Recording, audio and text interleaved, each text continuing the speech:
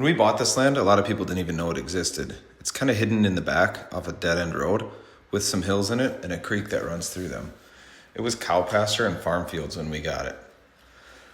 It's 10 acres just outside of Denmark, and I had a vision of putting a driveway in and building a house on top of one of the hills with a view out the back that would go straight out to another hill and pasture and garden, and created our homestead here. So we got to work on that.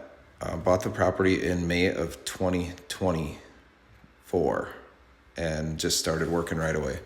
Did a bunch of landscaping and property maintenance and cutting trees, hauling logs, making firewood, all that kind of stuff.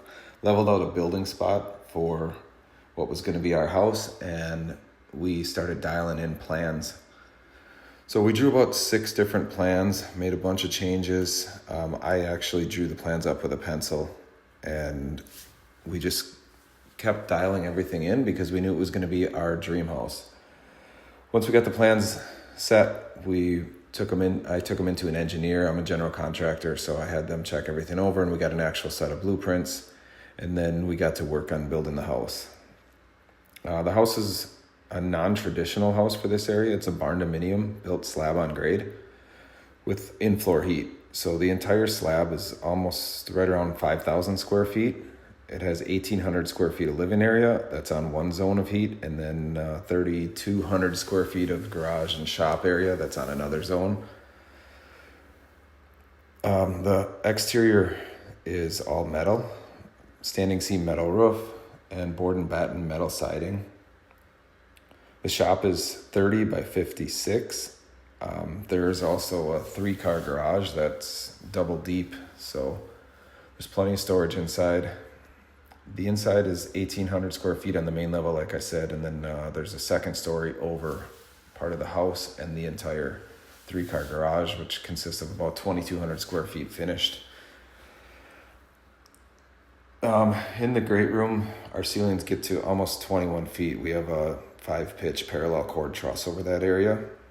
So there's some tall wall engineering on that end.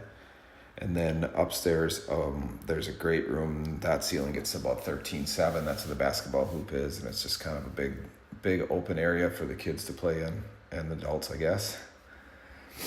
Let's see. One of the biggest things with this build is just the decisions. I mean, you make decision after decision after decision, and you get to a point where you have decision fatigue.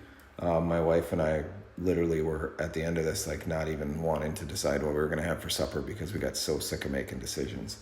But we got through it. We moved in June of 26, and we started construction in October of 25. So it went fairly well. I did all the finishing, all the general contracting, all the scheduling, all the dealing with subcontractors, trying to get everything lined up, and then weather delays, anything like that. We had an issue with trying to get the slab warm because it was February and it was really cold. The slab was froze, so we had to get a temporary heater in here before we could get the in-floor heat on.